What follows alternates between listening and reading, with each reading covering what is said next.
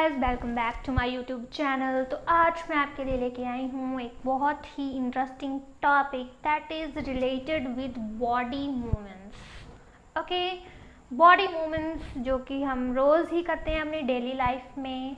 Okay, आप करते हो ना, आप चलते हो, आप राइटिंग करते हो, आप रनिंग करते हो या कुछ और एक्टिविटी करते हो, तो उसके लिए आपको क्या करना पड़ता है, कहीं ना कहीं किसी भी एक्टिविटी को परफॉर्म करने के लिए आपको जो है वो मूवमेंट करनी पड़ती है अपने बॉडी ऑर्गन्स की।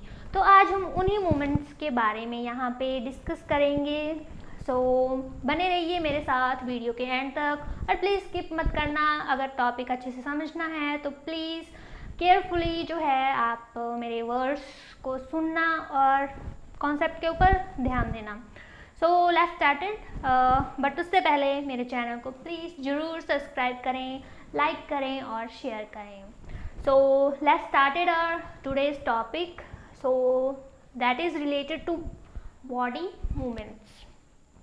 ओके, तो जैसा अभी मैंने आपको बताया कि कोई भी मूवमेंट करनी है तो हमें क्या करना पड़ेगा, अपनी बॉडी के किसी ना किसी पार्ट को जो है वो मूव करना पड़ेगा।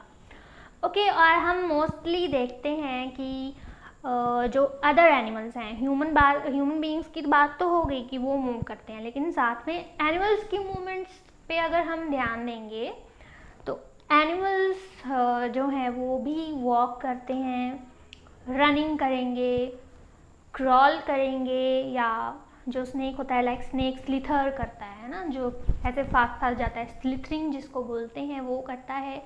तो ये सब जो है वो बॉडी मूवमेंट्स के अंदर जो है वो आता है। So now let's take a look at human body and its movements. तो मेन फोकस हमारा ह्यूमन बॉडी के ऊपर रहेगा। तो चलिए देखते हैं कि ह्यूमन बॉडी के जो है वो मूवमेंट्स कैसे कैसे होते हैं। तो आप जब भी एक्सरसाइज करते हो, ओके, मान लीजिए आप कोई एक्सरसाइज कर रहे हो, नीज़ की एक्सरसाइज कर रहे हो, आपको नीज़ को बेंड करना पड़ता है। शोल्डर की एक्सरसाइज, तो शोल्डर को ऐसे ऐसे आपको, ठीक है, रोटेट करना है, या ऐसे ऐसे कर रहे हो आप, ठीक है, रोटेशन वाली। तो आप क्या कर रहे हो, ये आप देख रहे हो ना, यहाँ ये मूव कर रही है कोई चीज़, है ना। यहाँ पे ये वाली एक्सरसाइज कर रहे हो आप, तो यहाँ पे भी आप देख सकते हो कि मेरी ये चीज़ जो है वो क्या हो रही है, बेंड हो रही है ना, तो रोटेट हो रही है। जैसे मैं आर्म रोटेट कर रही हूँ, या मैं पीछे से जो है वो अपना शोल्डर टच करने की कोशिश कर रही हूँ। तो यहाँ पे मैं क्या कर रही हूँ, बॉडी मूवमेंट कर रही हूँ। लेकिन आपने क्या एक बात नोटिस करी कि मैं जहाँ से भी बॉडी को बेंड कर रही हूँ, लाइक यहाँ से, तो यहाँ से मुझे ऐसा लग रहा है कि कोई ना कोई टू बॉडी पार्ट जो है वो आपस में ज्वाइन हो रहे हैं।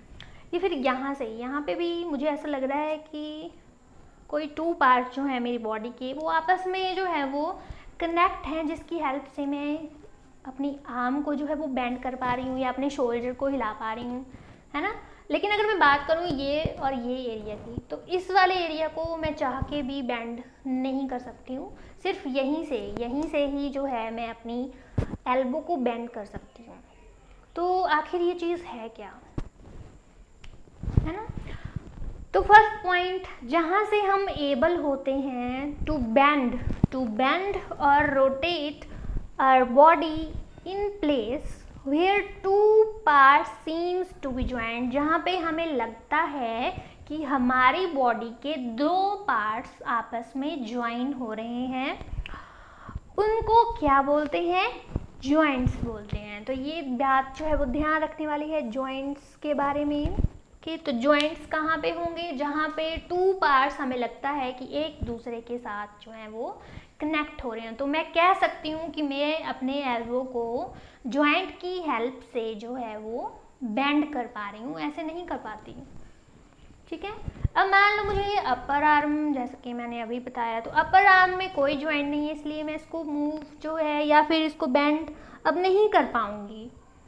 ओके, तो यहाँ पे बात देखने वाली है कि कैसे जो है हमारी एल्बो जो है वो बेंड कर रही है, शोल्डर वाला जॉइंट है, नेक वाला जॉइंट है, या नी जॉइंट है, सभी में क्या है, टू पार्ट्स जो हैं वो आपस में कनेक्ट रहेंगे। नाउ अब हम क्या डिस्कस करेंगे, वेरियस जॉइंट्स के बारे में जिनको हम रोटेट कर सकते हैं। तो ऐसे जॉइंट्स जो हैं वो मेनली 3 टाइप्स के जॉइंट हैं जो इजीली रोटेट हो सकते हैं। तो फर्स्ट वन हमारा है ball and socket joint, second one is pivotal joint, third one is hinge joint.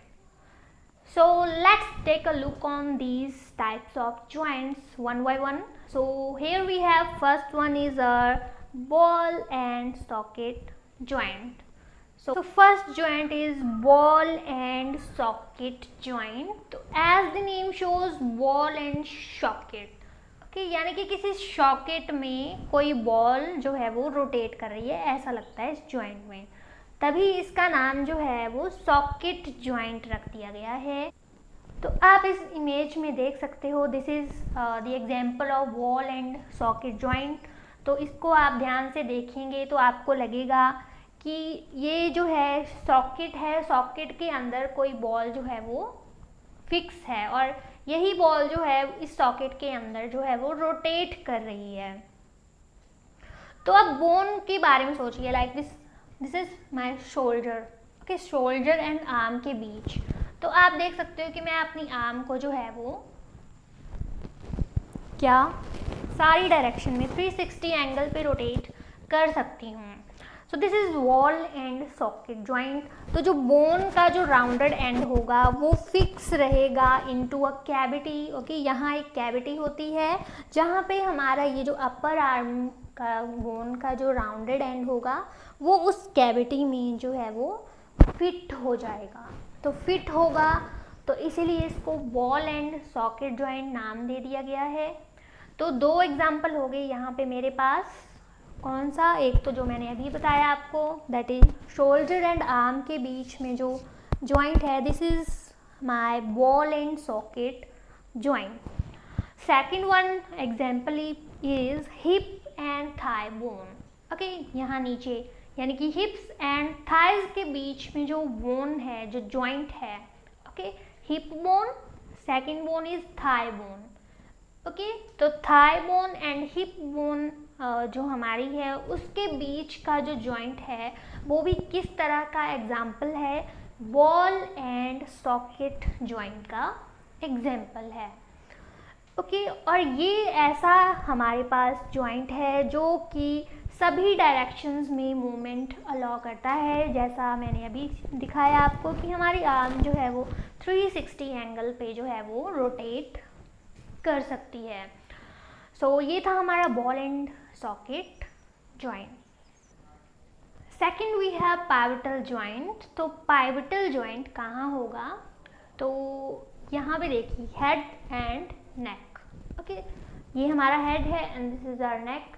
हम जो है अपने हेड को फॉरवर्ड एंड बैकवर्ड डायरेक्शन में रोटेट कर सकते हैं, लेफ्ट राइट भी रोटेट कर सकते हैं, ओके। तो ये किस जॉइंट की हेल्प से, मतलब यहाँ भी कोई टू पार्ट्स जो हैं वो आपस में ज्वाइन हैं, तभी हम जो है वो अपने हेड को रोटेट कर पा रहे हैं। तो मीन्स यहाँ भी कोई ना कोई जॉइंट है। तो यहाँ पे जो जॉइंट है हेड एंड नेक के बीच में, this is called pivotal joint, okay. Forward, backward, left, right, okay.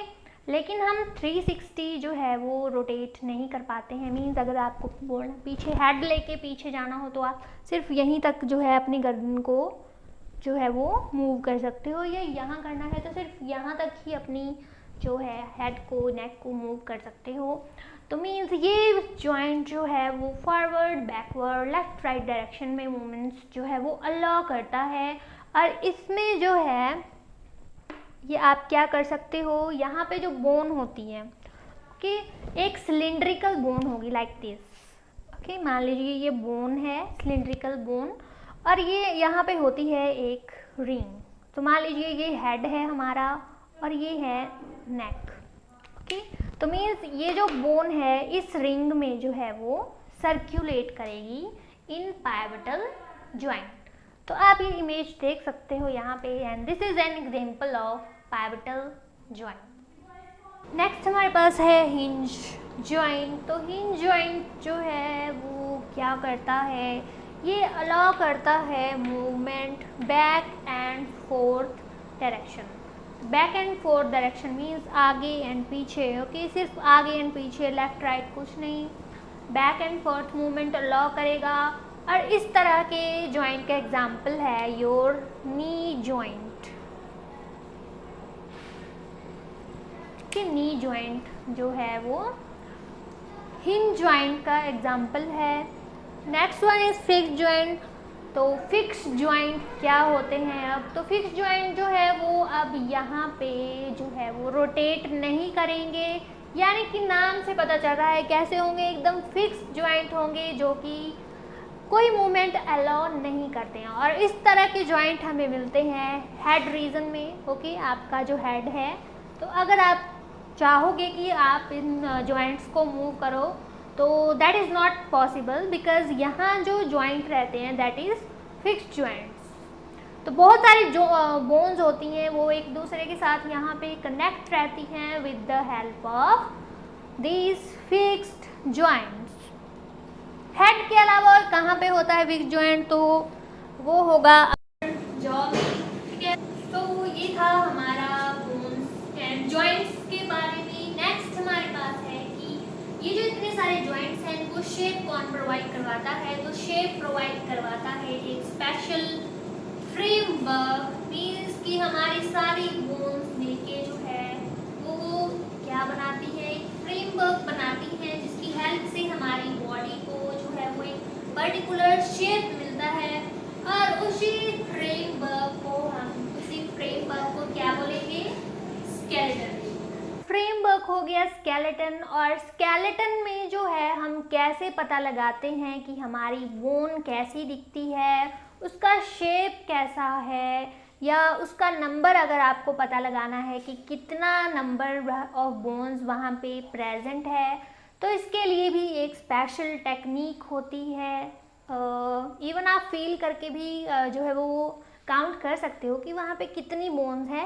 But accuracy में अगर आपको पता लगाना है, यानी कि पूरा एग्जैक्ट पता लगाना है कि कितनी बोन्स है, तो उसके लिए जो है वो एक्स-रे टेक्निक होती है। तो मोस्टली आपने सुना होगा एक्स-रेज के बारे में। कई बार आप देखते हो किसी का एक्सीडेंट वगैरह हो जाए, ठीक है, तो उसको क्या बोलते हैं कि आप जो है वो एक्स-रे करवा लो, ठीक है। तो एक्स-रे क्या होता है? एक्स-रे में जो है वो एक इमेज जो है डॉक्टर्स दिखाते हैं आपको, एक फोटोग्राफ लाइक दिस। तो इसमें आप देख सकते हो कि हमें जो है वो कैसे एक ये फिल्म के ऊपर जो है वो बोन्स दिखाई दे रहे हैं, कि तो एक्स-रे टेक्निक से जो है हम शेप देख सकते हैं, बोन का कैसा शेप है, और इवन उसका नंबर भी काउंट कर सकते हैं। तो जब हमने ह्यूमंस का नंबर जो है बोन्स का स्केलेटन में देखा, तो there are 206 bones in human skeleton. कितनी बोन्स हैं? 206 बोन्स जो हैं वो अडल्ट ह्यूमन में प्रेजेंट होती हैं। बट जब चाइल्ड बर्थ होता है, न्यू बॉर्न बेबी जो होता है, उसमें जो है वो 305 बोन्स होती हैं, ओके, यानी कि अडल्ट से ज़्यादा बोन्स जो हैं वो होती हैं। इसीलिए बेबीज़ की बॉडीज़ जो हैं वो काफ़ी ज़्यादा फ्लेक्सिबल होती हैं। तो अगर आपने देखा होगा तो ध्यान से देखिएगा बेबी को कैसे वो जो है ईजिली बेंड कर लेता है अपने बॉडी को, ओके। तो 305 से 206 हो जाएंगी जैसे ही वो बड़ा होगा। तो इसमें कुछ जो जॉइंट्स होंगे वो फ्यूज़ हो जाते हैं, कुछ बोन्स जो है वो आपस में फ्यूज़ हो जाएंगी, और फ्यूज़ होने की वजह से उनका नंबर जो है वो 206 तक जो है वो रिड्यूस हो जाएगा, ओके। तो एक्स-रे की टेक्निक से हम पता लगा सकते हैं कि शेप कैसा है और वहाँ पे कितना नंबर ऑफ बोन्स हैं। तो आप डिफरेंट जो ऑर्गन्स हैं, बॉडी के पार्ट्स हैं, उनमें नंबर ऑफ बोन्स का जो है वो पता लगा सकते हैं। फॉर एग्जांपल अगर मैं आपको बोलूँ अपनी रिस्ट को जो है वो टच कीजिए, फील कीजिए, तो आपको लगेगा कि यहाँ बहुत सारी बोन्स जो हैं वो एक साथ हैं। तो रिस्ट बोन में जो है बहुत सारी बोन्स एक साथ होंगी और इनको बोलते हैं कार्पल्स, ओके, कार्पल्स। और जो सेंटर में होती है आपका पाम, यहाँ वाली चीज़ को हम बोलते हैं metacarpal, okay, metacarpal. And third जो ये फिंगर्स हैं इनको बोलते हैं फ्लैंजेस।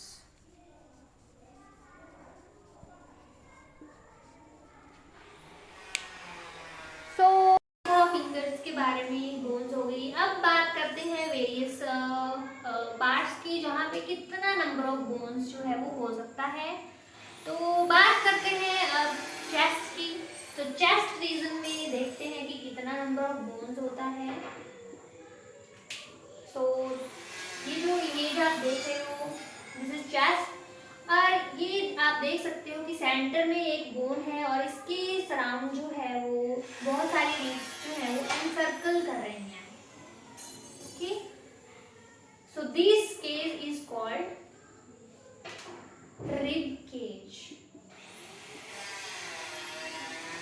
जैसा कि आप डायग्राम में देख सकते हो इसमें कि बोन्स जो है एक बॉक्स लाइक स्ट्रक्चर यहाँ पे बना रही हैं कि सेंटर में एक बोन है जिसके सराउंड जो है वो बोन्स आपस में अटैच हैं और यहाँ पे रिब केज फॉर्मेशन हो रही है।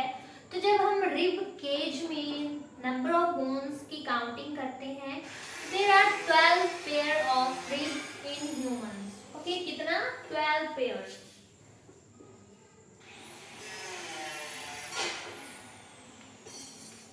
तो 12 लेफ्ट होंगी, 12 ही राइट होंगी। तो ये है केज बोन्स में जो है वो 12 पेयर ऑफ बोन्स जो है वो प्रेजेंट करता है। सो बात करते हैं बोन के अलावा भी हमारी बॉडी में ऐसा पार्ट है जो बोन की तरह ही है लेकिन बोन से थोड़ा सा कम हार्ड होगा, मीन्स लेस हार्ड होगा वो, और उसको भी हम फील कर सकते हैं। फॉर एग्जाम्पल अपना ईयर को आप फील कीजिए। तो ये जो ईयर लोब है यहाँ पे आप देखोगे कि बहुत सॉफ्ट है, कि या अपर ईयर में आप देखोगे तो बहुत ही थिन लाइक जो है बोन आपको फील हो रहा है, बट एक्चुअल में this is not bone, this is cartilage. What is this? This is cartilage. तो कार्टिलेज भी जो है वो बोन की तरह ही होता है, लेकिन इसको बोन नहीं बोलेंगे क्योंकि ये बोन के जितना जो है वो हार्ड नहीं होता है। बोन से जो है वो थोड़ा सा क्या होगा, सॉफ्ट होगा। ओके, और कार्टिलेज जो है वो हमारे अपर अपर ईयर में प्रेजेंट है, हमारे जो ईयर की लोब है वहां पे है, नोज टिप में है, या फिर जहाँ पे जॉइंट्स होते हैं लाइक नी जॉइंट्स है वहां पे भी ये कार्टिलेज जो है वो मिल जाता है। So this is cartilage. अब बात करते हैं कि स्केलेटन तो हो गया। ओके, स्केलेटन के बारे में हमने पढ़ लिया। अब हमारा जो स्केलेटन है वो मूव कैसे करता है, किसकी हेल्प से जो है वो मूवमेंट करेगी हमारा स्केलेटन। ओके, तो आपने स्केलेटन देखा होगा। तो स्केलेटन अगर मैं आपको सिर्फ वही दे दूं तो वो मूव नहीं कर पाता है। तो स्केलेटन को मूव करवाने के लिए जो हेल्पिंग ऑर्गन है दैट इज मसल। क्या है? मसल। तो जनरली आपने बॉडी बिल्डर्स को जब देखा होगा तो लाइक दिस। तो इस इमेज में आप देख सकते हो जैसे इसने फिस्ट बनाई हुई है तो इसके अपर आर्म में कॉन्ट्रैक्शन की वजह से जो मसल है वो पुल हो गई है। ओके, तो जब भी हम मूव करेंगे मसल्स को तो वहां पे मसल्स में होगी कॉन्ट्रैक्शन।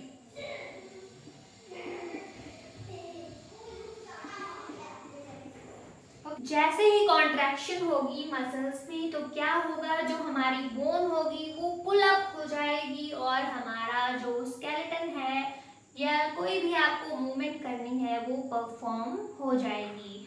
तो मेन फ्रेमवर्क जो है हमारा स्केलेटन वो कैसे मूव करता है, with the help of these muscle like structures. Okay, तो बहुत ज़रूरी है मसल्स और बोन्स भी ज़रूरी हैं। बोन्स फ्रेमवर्क प्रोवाइड करवाता है और उनकी मूवमेंट में जो है वो मसल्स हेल्प करती हैं।